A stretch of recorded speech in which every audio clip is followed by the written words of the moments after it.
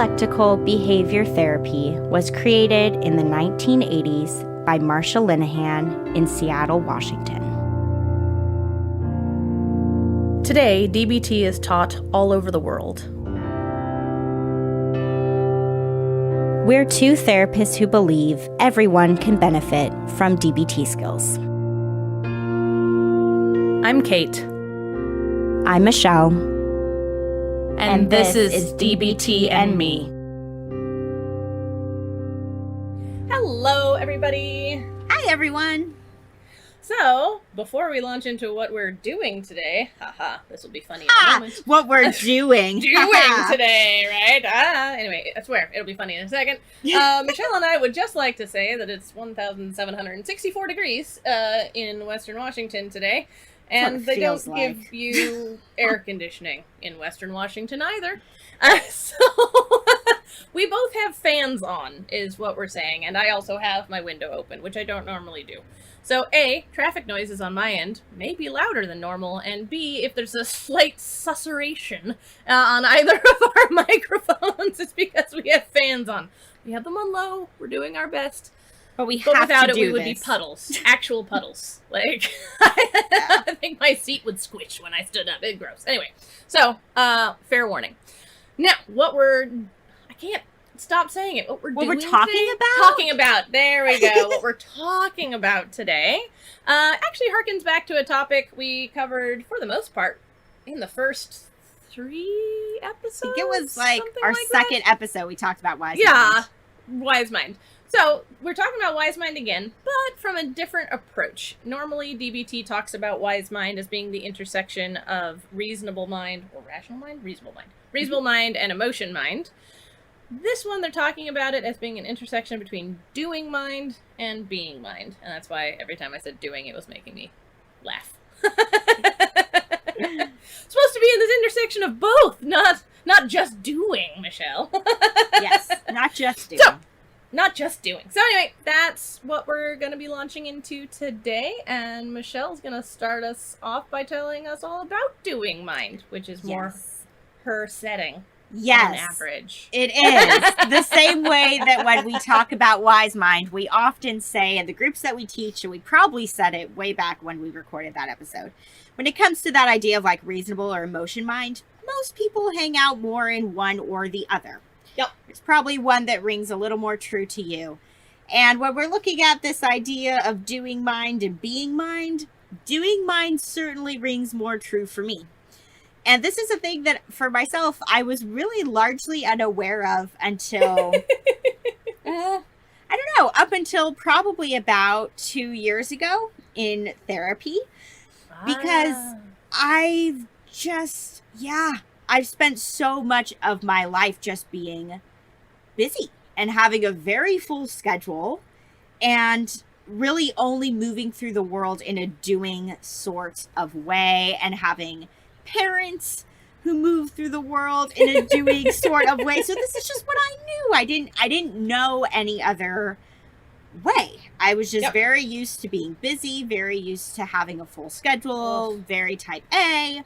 My sister is the doingest person as well. You and my sister both. Yeah, we have that in common. The doingest of people, yes. Yeah. And I didn't see this as a problem for most of my life. And I think a lot of people who live mostly in doing mind don't see it as a problem. And especially here in the United States, where Kate and I reside, this is praised. This is reinforced. This is valued. Yes. That this is how we are supposed to be, is in doing mind, essentially. This is how we do it. Just gonna be incorporating like the whole time. How many times can we say doing this episode? Don't turn it into a drinking game. Don't do that. I just said do. Anyways. Again, right? All right, I'm sorry. I'm really trying. I'll try. It's okay. I'm in a weird mood too. But basically, okay, so what is doing mind? I'm talking about it a little bit personally, but basically the way that DBT really describes doing mind, they describe doing mind as being very ambitious and very goal-oriented. I would also say doing mind tends to be very focused on the future, right? Goals are a future-oriented thing to have. if you have a goal, you're looking ahead to this end destination or this thing that you want to accomplish in the future. And you're focusing on that more than you're probably focused on the present. I kind of think of it as like people say, what's that expression? It's about the journey, not the destination, or something like that. Yeah. But if you're in doing mind, what you're going to be caring about more is the destination. And you're not going to be as focused on enjoying the journey because you just want to get there. You just want to get the thing done, that kind of a thing. I don't know, Kate, I'm curious to hear your thoughts on this, actually, because DBT also describes doing mind as discriminating mind, and I was thinking about the same thing. I'm a little confused about what exactly that means for them. Yes, but that's another term that they have on the handout. How does it represent here? I think that it's not. All right, bear with me. I could be abjectly wrong. Everybody listening to this that has another idea, please feel free to write us. I'm curious about your thoughts too. So I don't know. Wise mind or mindful states, right? If you think about it, one of the things you're not supposed to do is, right, cling to some things and reject others, right? You're not supposed to discriminate between the experiences that you're being aware of. And so I suspect that what they mean by discriminating mind for doing mind is you are discriminating about what part of your experience you're focused on, right? You're not present to everything. You're discriminating. You're sort of shoving a lot of it off to the side because it's not important, quote unquote. Yeah. And you're focused on this one sort of direction. So that's my guess. I think that makes sense. I don't know. It doesn't explain it. So it doesn't explain it any further. It just says discriminating mind. That's all it says. I almost wonder if, kind of building off of what you just said, if it's almost like when you're in doing mind, you have a very, perhaps, like, narrow focus. Yeah, I think we were both doing the same gesture. Yeah, like, because blinders on, kind of. Yeah, you're just focused on getting this project done, or you're focused on, like, studying for this test, or you're focused on this one thing that's really important to whatever goal you're trying to accomplish, to the exclusion of everything else. Yep. And so I wonder if that's a little bit what it means. But essentially, they say that when you're in doing mind, you're focused on problem solving and achieving goals. Those are the biggest things that you are concerned about. And just to kind of further illustrate this, I mean, I was talking a little bit about what it looks like for me to be in my doing mind, but just to give some further personal examples that might also help people understand and maybe hopefully get a few head nods out there of like, oh yeah, that's me. That's what it looks like for me too. I have really struggled to get through life in any way, shape, or form without to-do lists. I have to have them. They're very important to me. And a lot of times I think of being in doing mind as prioritizing work over play. And that's something that I've really struggled with, is that I'm like, I have to get these things done first, and then I'll relax. Then I'll give myself a break. And people who tend to be more in doing mind often will struggle to give themselves breaks. I have struggled with that at past jobs. I'll just work through my 10-minute break because you don't say. I'd rather get the thing done. You wouldn't know anything about that, Kate, with working with me in the past. So this can look a lot of different ways. And sometimes even for me, what this has looked like is that even when I am, quote unquote, relaxing, I'm not being truly present. I'm already focused on, okay, I have this hour of time before I'm on to the next thing. And I'm just trying to kind of squeeze in what might be a leisurely activity, like reading a book or like watching a TV show or something like that. But my mind is I'm not really being mindful of it. I'm not really being present with it. I'm still focusing ahead on the next thing I have to do. And so if you're one of those people out there that's just like, yeah, I really struggle to actually feel like I'm fully relaxed, or the people in my life tell me that, you know, I just never seem to slow down, you probably live in doing mind. And as I was saying earlier, but I think it's really important to go back to, this is very much reinforced, and this is very much culturally acceptable and praised, at least again in the United States. So to cut yourself some slack, if you're in this state more often than not, there's a reason for it. And I could get up on a whole soapbox here about capitalism and how it's bullshit that we have to work at least 40 hours a week to survive and all of that. But, you know, we live in a culture that really prioritizes work over play. And we're taught that achievement is a positive thing, and that if you don't have goals for what's coming next in your life, that something is wrong with you. And so I wouldn't be surprised, actually, if the vast majority of people listening to this spend more time in doing mind than in being mind, to varying degrees, right? I mean, the same way that like emotion mind can look so different for so many different people, doing mind is going to look different for different people as well. And I'm sharing a lot about what it looks like for me, hoping that maybe something in that will resonate with you listeners. But it could look a lot of different ways, and sometimes it might look more extreme, and sometimes it might look more middle of the road. But chances are we hang out here a lot because this is the programming we get culturally, is that this is how we're supposed to move through the world, is in a doing mind kind of way. So that's what we're talking about with doing mind. And Kate, I don't know if you have anything else further to add on before we switch it over to you to talk about the being mind side of things. A, you said being and doing mind, and that made me laugh a lot, but I kept quiet until now. I'm proud of myself. Two, good word for the day. Talking about social programming, you can also say you are inculcated. Ooh, yes, inculcated which is to, word. Right? Yes, isn't it? Right? So anyway, I was just thinking about that when you were talking about social programming. But no, I think you did a great job of defining it. I will actually kind of use a lot of what you said to segue into talking about being mind. Great. Because I think that I'm more inclined sort of by nature to be more in being mind.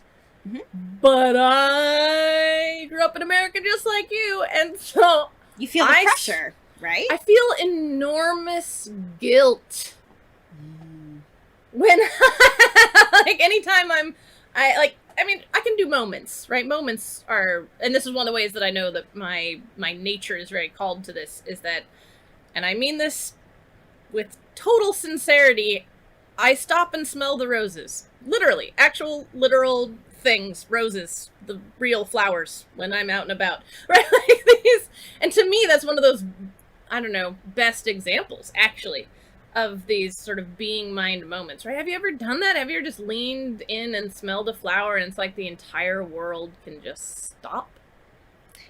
I have. And for me, also, too, when I do that, like, I feel very proud of myself in those moments. I'm like, look, I stopped. I noticed because I've lived so much in a doing mind kind of way.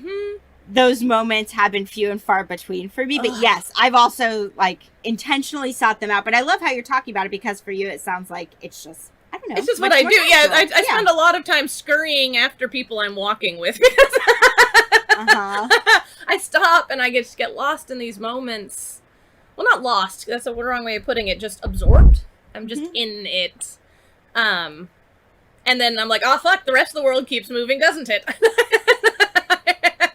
And I have to keep going. But, so, right, being mind is, as they define it, right, as DBT defines it, it's very similar to just a mindfulness state, right? They define it as curious, which I think is interesting. I think a lot of people, I don't know, experience curiosity as a very in-the-moment experience, which is, I think, I'm curious your thoughts. Similar to the discriminating mind, I'm not entirely positive what they mean by the curious mind for this side. So if you have thoughts in a second, I'd love to hear them. Okay. Right, but they say curious mind, nothing to do mind, and present-oriented. And I take that all to be synthesized into this sort of mindfulness state, right? You're here, you're not looking to the future, you're not striving. Right? There's nothing. I love that word that you're using. Right? You're there. Right? There's like, sure, the future exists. Shit's gonna happen. It's not that you're unaware of the, totality of time. But yeah, you're not striving towards a thing. You're just in whatever is happening. So before I go into more of what that looks like for me somewhat, did you have thoughts on the curious mind aspect of it? Yeah. I mean, I think of that. I don't know if this is how DBT means it, but I think of it as when you're so in doing mind, you're not going to veer from that path. So if we think of it as a path, and if, let's say, off to the side of the path, with what we were also just talking about, let's say there's a flower. You're going to be so focused on just getting to the end of that path that you're not going to pause to go be curious about, like, let me go look at that flower. What does it smell like? What kind of flower is it? Basically, I view it as, like, if you're in curious mind, you're open and willing to go down potentially different, like, rabbit holes, or to veer from the thing at hand because you're curious about something else within the experience. But if you're in doing mind, you're not... Also, kind of with the discriminating mind, how you were talking about it, you're just going to be maybe, like, solely focused on the thing that's right in front of you and disregarding everything else. And if you're in curious mind, I think it just means you're really open-minded. That's how I would think about it, with being curious. I love that you bring the path thing up, because, I don't know, there's so many other places that this can and does show up, but oddly enough, my walks around the neighborhood, to me, embody a whole lot of how we're both describing the being mind, because I am that person. Not only do I stop and smell flowers constantly, not just roses, anything I think might have a smell, but I'm also, what is this tree? And look, and there's a bird there. What kind is it? And there's more bugs here than last time. There's no bugs here. What are these berries? I'm constantly stopping and constantly getting lost in these tiny moments, or absorbed. Again, I don't want to, because I don't think I'm lost. I'm not like, bleh. I'm very there, right? And rather than being not anywhere. Yeah, like so I would say you're implies. being curious then. Yeah, absolutely. Yes, I'm very curious about my environment a lot of the time, especially when it's the out of doors.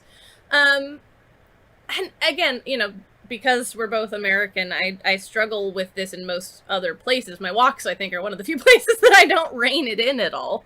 But I do have to try to allow myself to be there other times, right? So I'll have these moments where I am just there, right? I've flopped onto the bed after, doing something, and I just want to be there, right? I want to be with my thoughts. I want to, relax my body. I want to, do all these other things. And there's often an internal tussle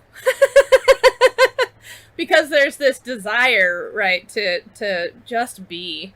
But there's that little voice in the back of my head like, but the to-do list isn't done. Which, I don't know about you, Michelle. Maybe you're better at organizing them. I have yet to not have the to-do list is never done. There's always a thing. There's never not a thing. Yep. At any moment when I'm relaxing, I could be doing something productive. Always. Forever. Without exception. Fuck adulting. God damn it. But it takes an intentional choice to get into being mind, is I think what you're getting at. Yeah, in most circumstances, I do think. And so, right, this is where a lot of the traditional mindfulness activities can be really helpful. We'll talk about that a little bit more in the second half of the episode. But, right, meditation, mindfulness of fill in the blank here, right, physical objects, activities, things like that, right? These are ways to enter more of a being mind space. But I think the cool thing that ends up being offered by this is showing how you can synthesize the two, right? I do think there's there you go. There's a cultural prejudice towards doing mind, and there's maybe a psychology community bias towards being mind. Yeah. Right? And so I think the lovely thing is to remember, and I mean, you're gonna fuck it up a lot, like, Jesus, mother of goodness, like, you're gonna fuck it up a lot, but lean towards the idea that you can synthesize the two, right? You don't actually have to choose. You don't have to toggle, bounce back and forth, only doing one at a time. Though, if you do that, if you're making some space for being mind, thumbs up to you. Awesome, right? Toggling is better than only being in one. Yeah. Forever. And I will say that being mind, if you were there forever, somehow, I don't know how you do that, but that would get problematic, especially as an adult, because there are things that need to be done. There are goals you kind of have to have. There are achievements you kind of need to reach for, right? Like, you have to strive sometimes, right? You have to do sometimes. You can't, right, be... I think a word that Michelle and I were using beforehand was inert, right? Like, it's not inherent, right? I guess, my being mind shows up the most on my walks. I'm not being literally inert, but I'm not sort of intentionally moving forward in time. Right? So it's not that I am maybe like still, I may not be physically, inert. I may even not be doing nothing, but I'm not really progressing forward through time in a intentional fashion. Time is still passing because it does that, but I'm not moving myself forward. And so I think that's the downside, the potential downside, or what's the word I'm looking for? Nope, not gonna come to me. Downside is it. We'll stick in with it. Of being mind, right? If you overindulge in your being mind, you might find that there's a backup. Things things that you miss, right? Deadlines that don't get met, right? Stuff like that. So, I think Michelle did a great job of talking about how doing mind, is really, beaten into our brains culturally, and also can leave you kind of exhausted and not present to yourself, right? You're going to miss a lot of the details of your internal experience, the details of your external world, right? If you're not embodying some of that openness that comes with being mind. But also, if you hang out in being mind indefinitely, you ain't going to get shit done. So, I don't know. That's what I would say. Do you have anything to add about being mind? Well, I don't know if it's specifically about being mind. I think you spoke about like what it is really, really well. But something that came up for me, what did you say that triggered me to think of this? It was, I think, kind of this idea, again, just going back to how culturally doing mind is very much praised, and that it takes active effort to be in our being mind. And you were talking about meditation. Yeah. And just the past couple weeks, it's taken me a long time to find a consistent type of mindfulness practice that I'm doing on a regular basis. And I can't remember if I shared this with you, Kate. Maybe I did. But the past couple weeks, I've been doing a pretty formal meditation practice. Yes, in the mornings, right? With my eyes closed. Yep, in the morning. And I'm doing it before I look at my phone, which is a big deal because, like many of us, I typically look at my phone and social media before I get out of bed. Nope, I've just been getting out of bed, getting set up to do my practice, and it takes about 30 minutes. And especially this morning when I was doing it, my mind was just all over the place. My mind was thinking ahead to plans I have this weekend, and when am I gonna pack, because I'm going on a little overnight trip. How's this gonna... My mind was very much in a doing mode. And so I say this to illustrate, which we preach a lot about, is have compassion for yourself. And some of it with being mind may be faking it till you make it. Honestly, there may be times where you're like, let's say you are going for a walk around the neighborhood, and normally you're like a power walker, right? Like, this is my 30 minutes of exercise a day kind of a thing. And if you're like, you know what, I'm going to change up my walk. I'm going to try to channel my inner Kate, and I'm going to walk and just be observant and just notice and take my time and whatever it is. And when you do that, you may be like, yeah, this is not... this is almost stressful for me, or this just feels so different or unusual for me. I'm not actually being in being mind like I'm trying to be. Yes, you are. You are getting closer. You're trying. Was it progress, not perfection? Is progress, not perfection? Yes, exactly. So really, I think, trying to create opportunities where you are making an intentional effort to slow down and get out of your doing mind is amazing. And don't be too hard on yourself. Like, I just tried for myself to notice, or to tell myself this morning when I was noticing that how much my mind was really going all over the place. Because some mornings I do. I feel very centered, very present, and some mornings I don't. I'm doing the same thing, but my mind can be all over the place. And I just tried to tell myself, okay, I'm just feeling like a little more restless this morning. My mind is just wandering more this morning. And guess what? I still did my meditation. Nice. I still did it. Like, I still tried. Even if I was not as centered. And guess what? I get to try again tomorrow. And the day after that. Like, it really does take practice to get comfortable with being in our being mind. Especially if you're like me and doing mind is where you hang out the vast majority of the time. I got it. Oh, Michelle, it's so fun. Remember how we're always like, don't judge your judging? I think this is a similar thing, right? Being present to how hard it is to be in your being mind is being in your being mind. Just notice it. It's okay. You don't have to be so goal-oriented about getting into your being mind. Because then you're just doing mind to get into being mind. Yep. Right? Open yourself to it. Make some progress towards it. Notice how fucking hard it is. You're fine. Yeah. And exactly. I guess you did their little quote, so I will try and get the other thing that they sort of summarize as being mind on the actual handout that we're referencing today for this part of it, is that you're viewing your thoughts as sensations in the mind, you're focused on the uniqueness of each moment, and you are letting go of focusing on goals. So that's sort of their summary of it. So yeah.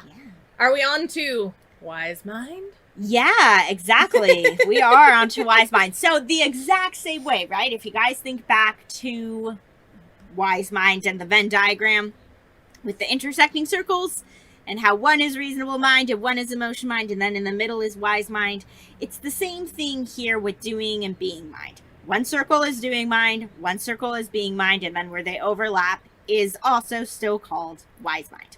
So your Wise Mind, I don't know. I view it as the way that you feel in your wise mind when your reasonable and your emotion mind synthesize and come together is, wise mind's probably going to feel about the same for you here.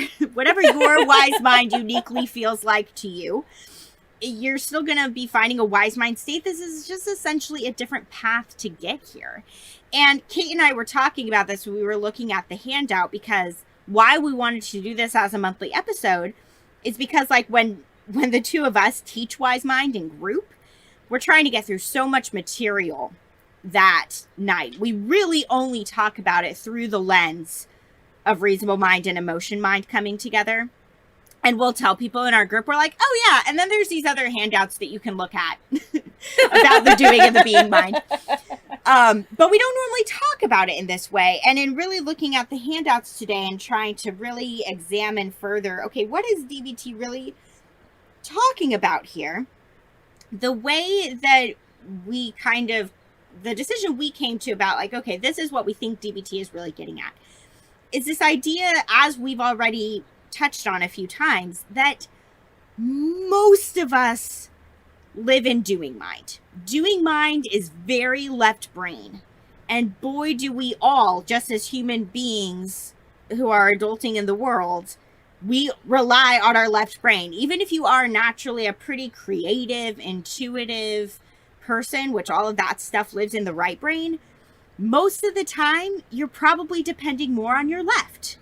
Again, when you're at a job, you're probably depending more on your left to help you organize and figure things out as you're going through your day. We really rely on our left brains a lot. And doing mind is all left brain. So even if you don't live there to an extreme degree, this is probably where you're hanging out most of the time, is in your doing mind. And that what DBT is really wanting is for us to bring in the mindfulness stuff and bring in this being mind perspective. And that when we bring in the being mind a little bit, that's where we find the crossover. And that's where we find our wise mind. Because Kate and I, when we were looking at the handout and all the stuff it said about being mind, we're like, being mind sounds great. What makes being mind different really from wise mind?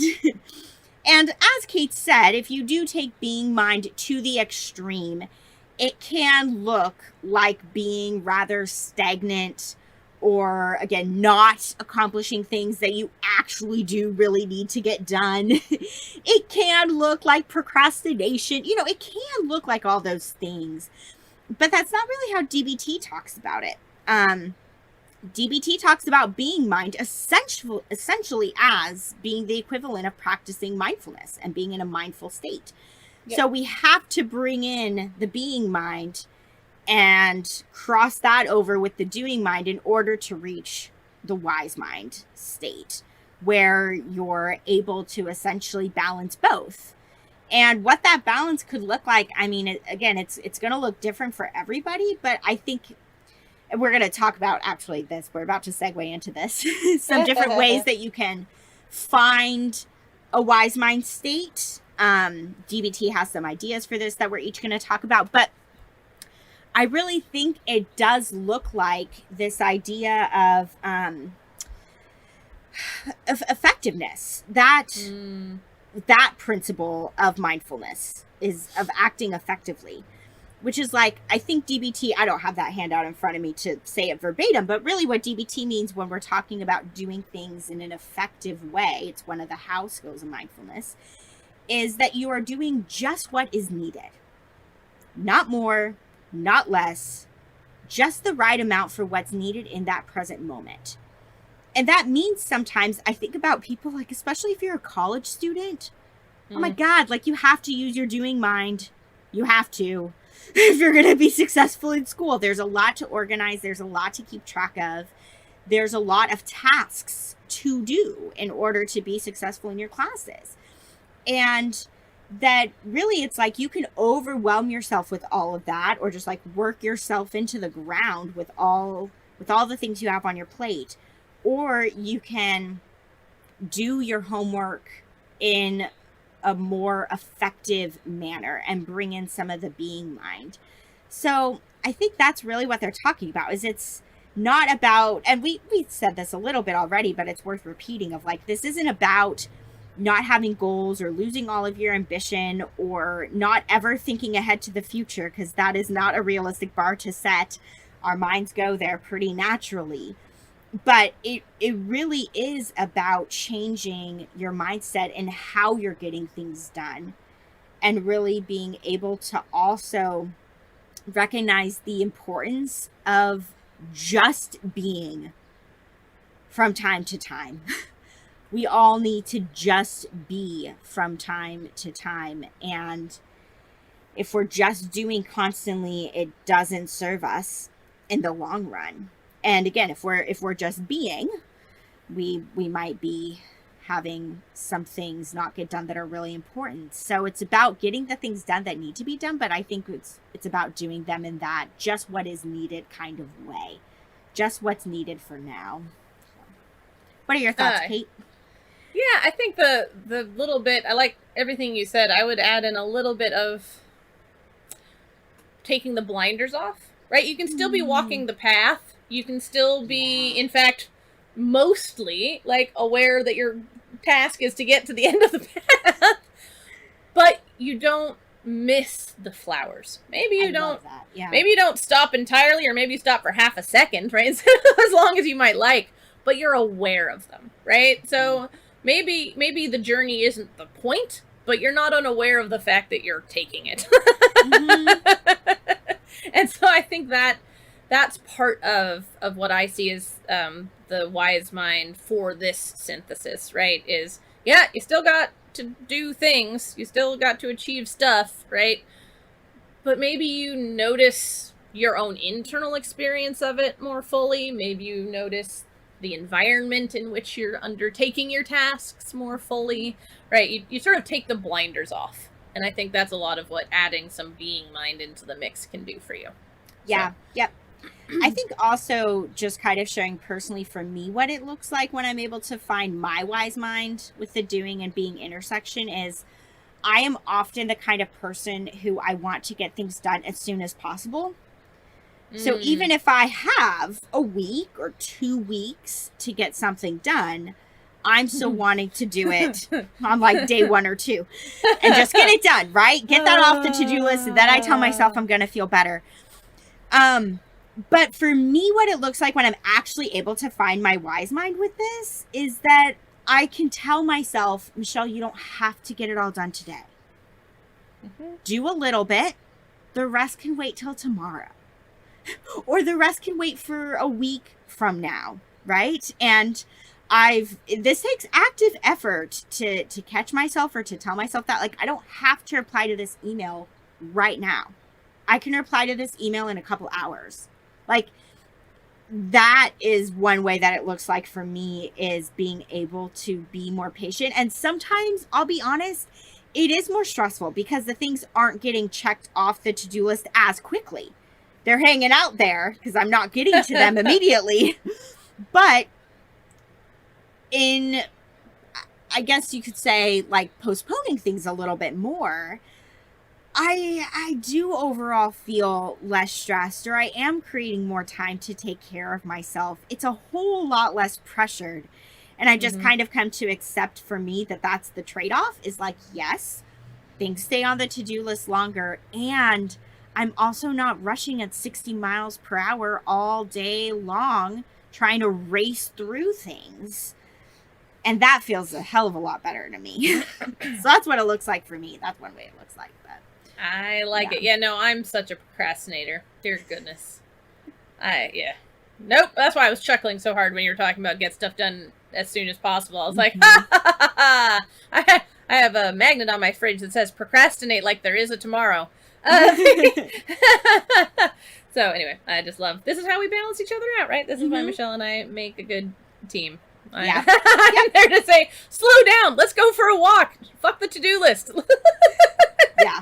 That's more at work when we worked together. I think Yes. I was a lot of like telling Michelle to stop. Yep. Yeah. And Michelle occasionally saying, really Kate, was. don't you have notes to write? Like, well, yes. Uh-huh. Yes, I do. Yep. So This is There why we we go. need both sides of this. Exactly. Exactly. Somewhere between the two of us is wise mind. Yeah. Very true. Oh man, that cracks me up. All right, so let's see. Now let's talk about some ways to, I don't know, Ways to get there. ways Into to your get wise there. mind. Yeah, I do. Like, it's funny now that we've talked it through. Often just our own discussions and recordings help me shift how I'm thinking about things. Looking at this handout where the sort of list of different ideas comes from, I see even more of the doing time as the doing mind as the default. Yes.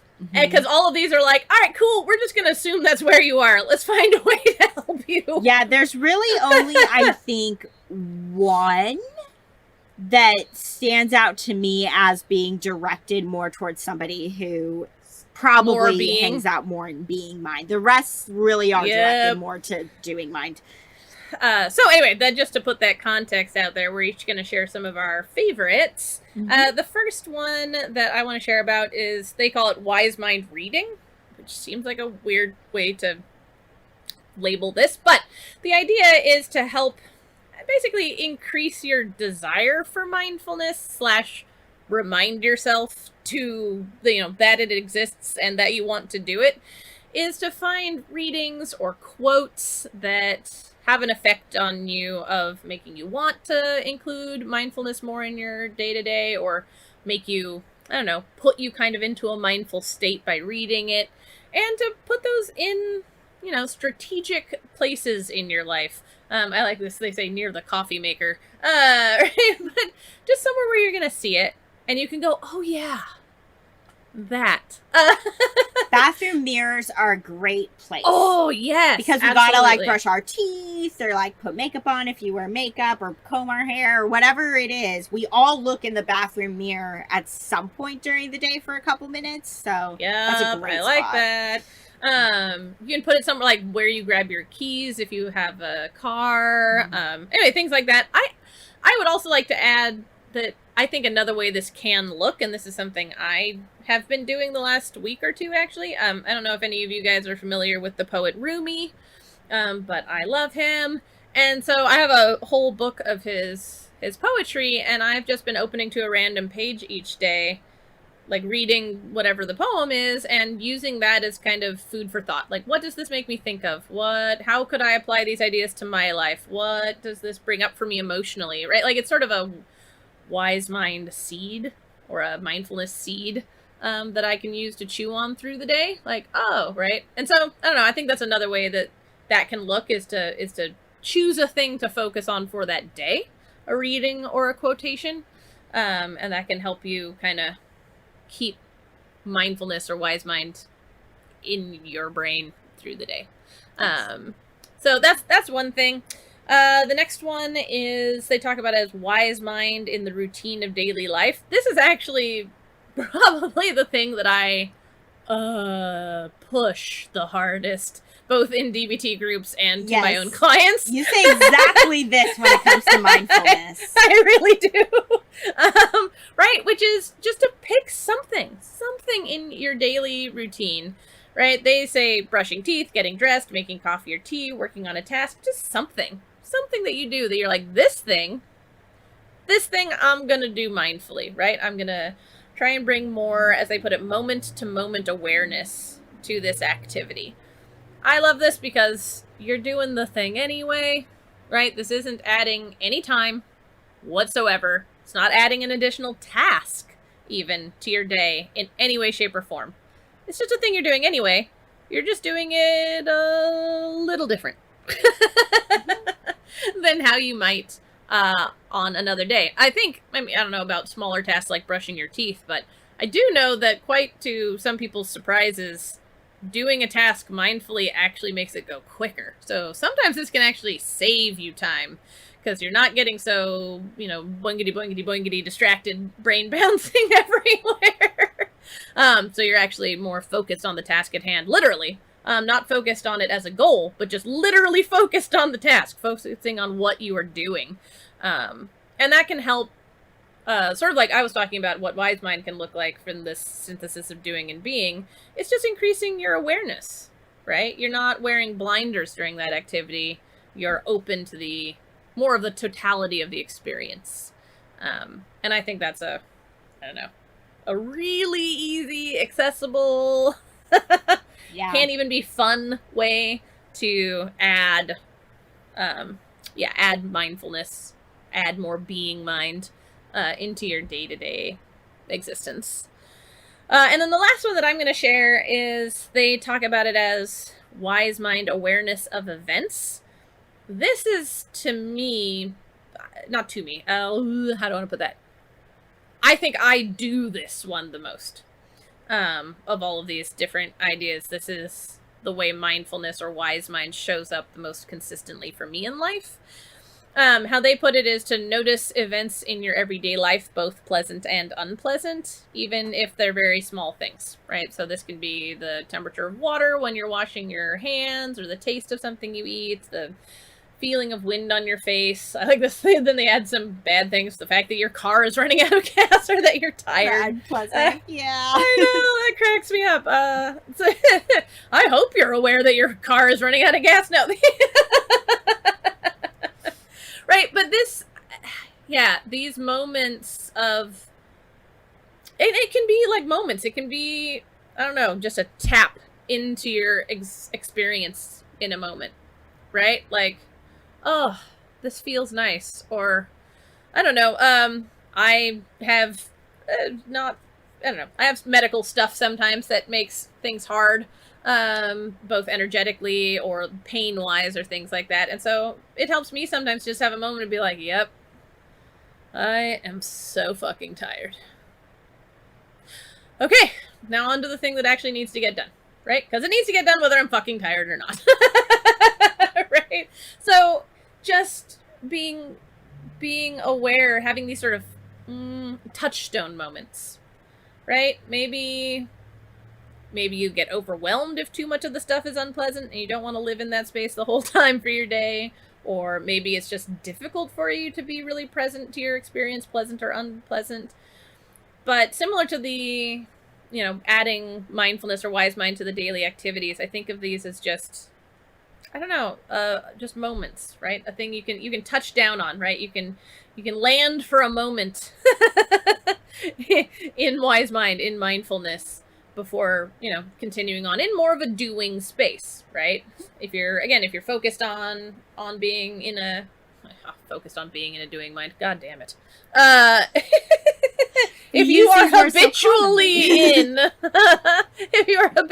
in the doing mind, this can be a nice way to have moments of that broader awareness, because if you're really focused on achieving a task, you're probably not going to notice that it sucks in some way. Or, if you're eating just because you need to get onto the next thing on your to-do list, you might not take a moment to savor, the flavor of that thing. And so I know that this is very similar to the previous one, right? That one is more like I am picking a task to do in this way. And this can just, the awareness of events can happen anytime, any place, just, it doesn't have to be very long. Again, it's just this moment, this experience, and tuning in before leaping back out into doing. So that's kind of how I think of all of those. And that's the one that I think, I practice the most consistently. It's just sinking down into my full experience for a moment. Nice. I like it. That makes sense. Yeah, it's great. So a couple of the ones that really stood out to me on the list that DBT has, there were two that I really liked and that I find helpful for myself when I practice them.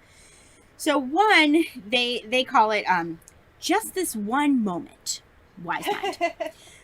So what they say on the handout is, when you begin to feel overwhelmed or frazzled, say just this one moment, just this one task, to remind yourself that your only requirement at the moment is to do one thing in the moment. Wash one dish, take one step, move one set of muscles. In this moment, let the next moment go until you get there.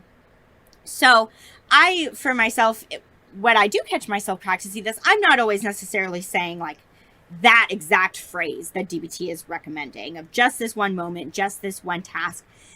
But you can either say that to yourself, or you can pick another phrase that really just captures that idea. One thing at a time is a good one. I think this is actually a concept in AA, but there's this idea of the next indicated step. So just really looking at, okay, this is what I'm doing right now.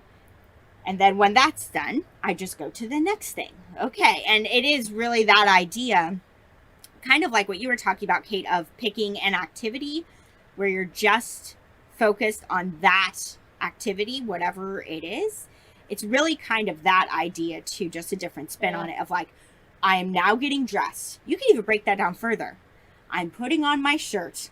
I'm pulling up my pants. Like, you could just really make the moments as small as you need to just really be focused on whatever is going on right then and there.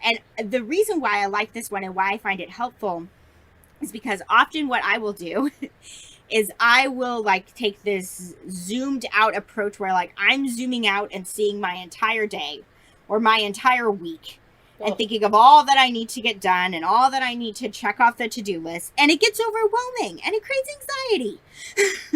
It just does. When I look at everything, I'm like, oh God, there's a lot going on this week. Well, forget looking at that like zoomed out approach. This is really kind of zooming in to practice doing whatever it is you're doing right then mindfully and trusting that those other things are going to come, right? Like today, after Kate and I are done podcasting, I have 2 other things scheduled today, but it doesn't really serve me right now to be thinking ahead to those other things.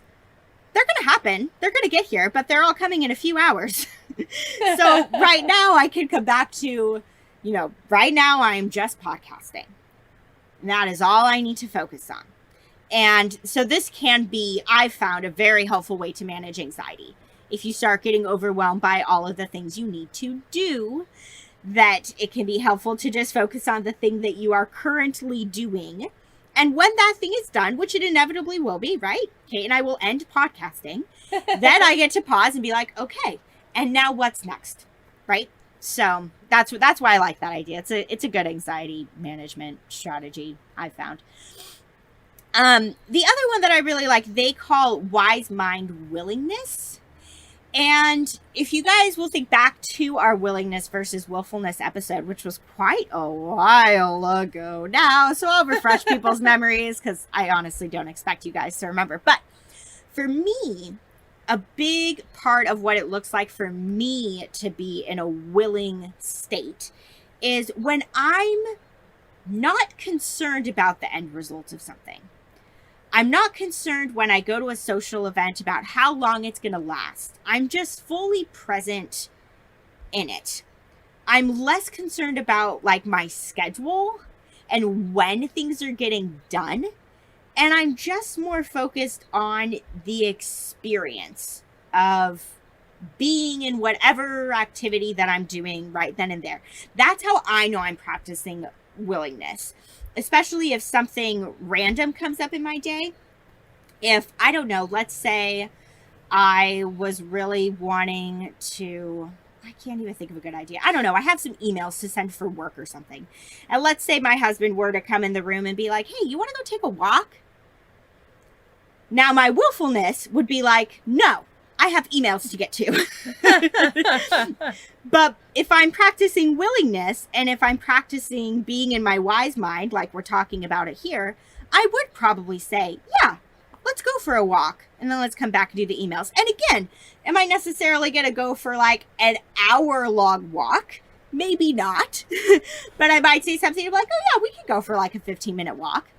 That's fine. You know, and again, that would be the balance of the doing and the being in that example. Like, yes, I still have the emails to get to, but how can I be more spontaneous and in the moment? So spontaneity and willingness for me are really equivalent. It's not going to look that way for everybody, but for me, that's how it looks.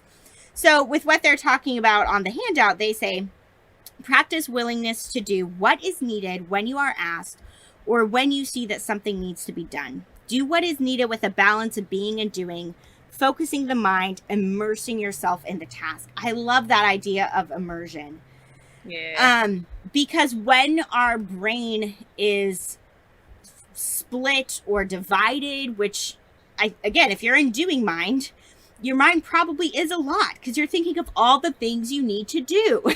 You're thinking about like, I need to do the dishes. I need to go do the grocery shopping. I need to, you know, I don't know, all kinds of things, right? And when we're practicing willingness, we are going to be more immersed in whatever it is that we're doing. So that one stood out to me as that if you are finding yourself having a more willing attitude, chances are you're finding your wise mind with the doing and the being. Because the other way that I feel like this could look is for people who might hang out more in the being mind, perhaps, is that willfulness might look like if somebody's like, hey, can you do the dishes later? They're going to be like, no, I don't want to. Right? That's what willfulness might look like there. Willfulness for the doing mind person might look like I'm not going to tear myself away from this work task. I'm going to keep working no matter what. And for someone in being mind, it might be like, if I'm going to be willful, I'm going to refuse to do the work task. But I think willingness is about recognizing just what really serves my highest good in this moment. And being willing to then do the thing and be fully with it, whatever that's going to look like. So, I like it. Yeah, the other thing that DBT has a lot of different ideas on this handout. We're not talking about all of them today. We just picked each of our favorites to really hone in on. I mean, this might already be in the Facebook group under the Wise Mind Guides. I believe it is there to go look at. But I will also name kind of the one that really seemed to stand out being directed towards the being mind folks out there. Which I think is this one that says having wise mind awareness of what needs to be done. And it says, when relaxing after a hard day's work or at a break during the day, stay aware of what needs to be done and focus on doing what is needed. Yep. So if you happen to hang out more in your being mind, basically what they're encouraging you to do with that one is to be able to try to stay aware of the things that are on your to-do list, the things that do need to get accomplished, rather than to like, you know, have a 10-minute break turn into like a 2-hour break, kind of an idea. So that felt important to name too, because that wouldn't be you, would it, Kate? No. Because yeah, most of these really are directed towards doing mind, like you said at the beginning when talking about this. So yeah, true story. Okay, cool. Okay, awkward self-promotion time. Yeah, let's do it. We got it's a an lot. Exciting awkward self-promotion time. Yeah. So I'm going to start with that. So first off, a big shout out.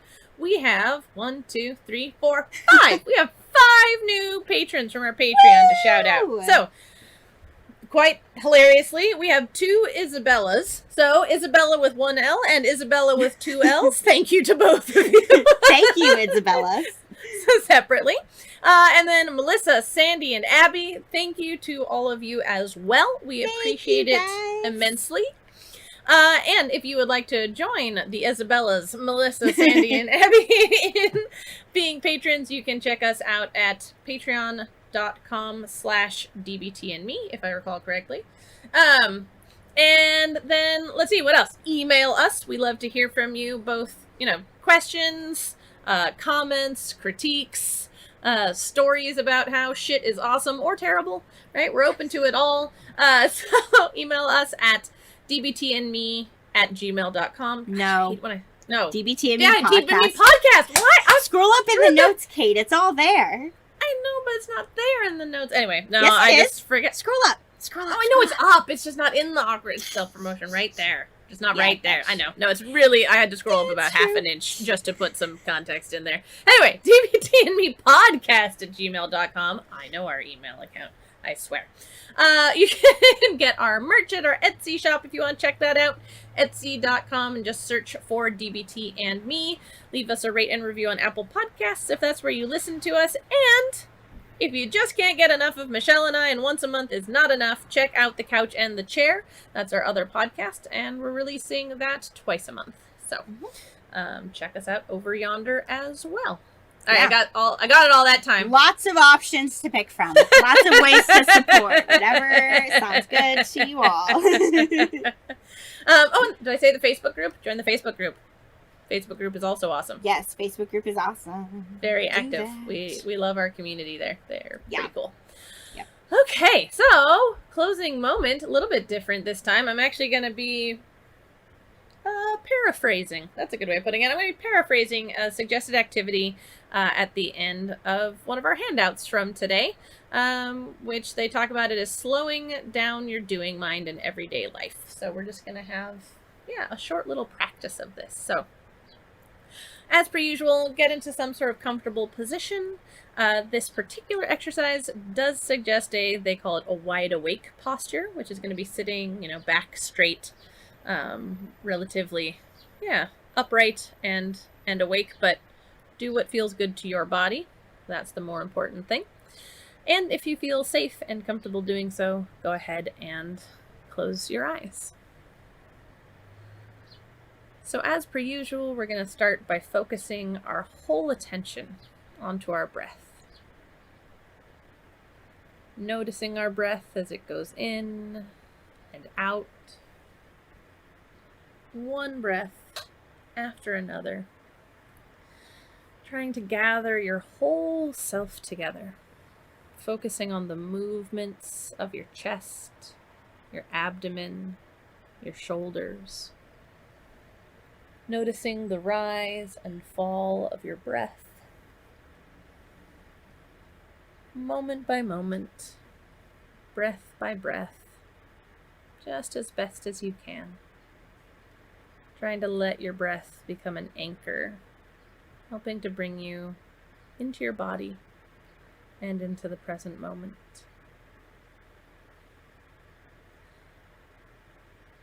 Now, tune in, turn towards your sense of your own wise mind and ask yourself, what is my experience right now? What thoughts or images are going through my mind? Try to notice them. Notice them as events in your mind. Be aware of them as neural firing in your brain. Just paying attention. Being curious. Next, ask yourself, what are my feelings? What are the sensations in my body right now? Try to notice these as they come into your awareness, without judgment, without clinging or rejecting, just being open. When you feel you've noticed your internal world, both mentally and in your body, you can say to yourself, okay, this is how it is right now. Now that you've focused your being on your breath and you've noticed your internal world, see if you can't allow your awareness to expand some. Right? Not just aware of your breath, but aware of your body as a whole. Aware of your posture. Aware of your facial expression. Aware of your hands. Just noticing. Maybe following the breath as if your whole body were breathing. And just spend a moment here, fully occupying yourself in your mind, in your body, aware of your body, aware of your being.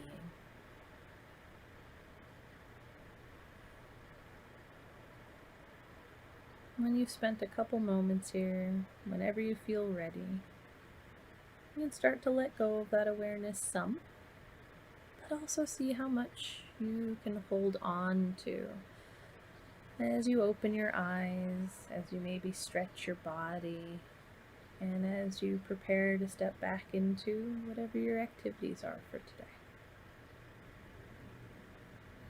So, whenever you're ready, you can go ahead and open your eyes. Thanks so much, everyone. Thanks, everybody. To learn more about us and the DBT skills we're teaching each week, join our Facebook